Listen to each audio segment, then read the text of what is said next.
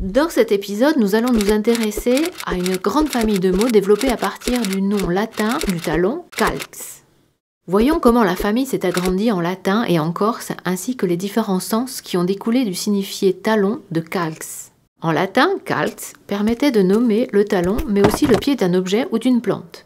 Le corse a uniquement maintenu le sens de pied d'une plante avec calzu, qui sert à désigner en particulier le cep de vigne, sens spécifique déjà en usage en latin.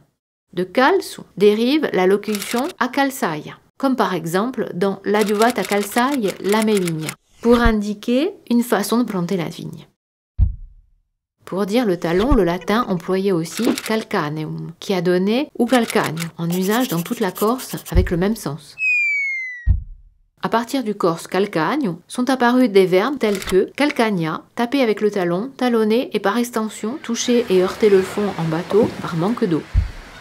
Incalcagna, écraser du pied. Scalcagna, user des chaussures en déformant le talon. Ou encore calcagnolo, la partie mâle du gond ou le fer pour attacher la porte.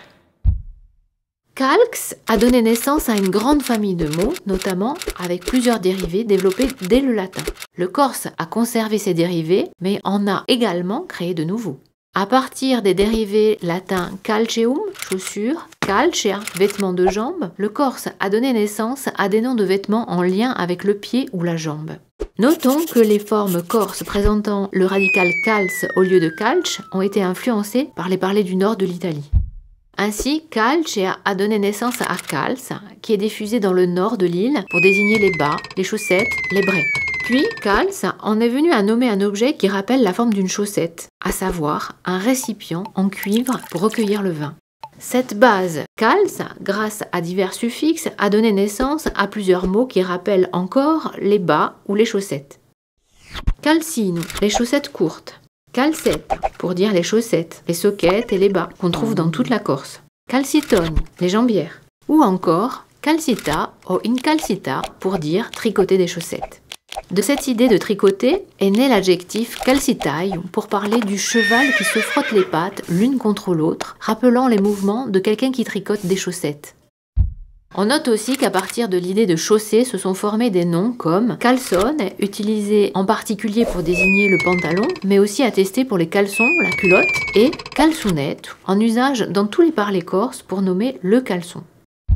Ce chaussé, calça, ne concerne pas uniquement l'homme. Et oui, les plantes et les animaux aussi peuvent avoir les pieds couverts, ou plutôt les souches et les pattes. Ainsi, dans le lexique agricole, calça traduit l'idée de chausser les ceps, c'est-à-dire mettre de la terre autour des pieds de vigne, et de façon générale autour d'une plante. Et pour les animaux, on emploie calçade pour parler d'un animal avec une patte blanche, ou calça pour traduire le fait de baguer une volaille.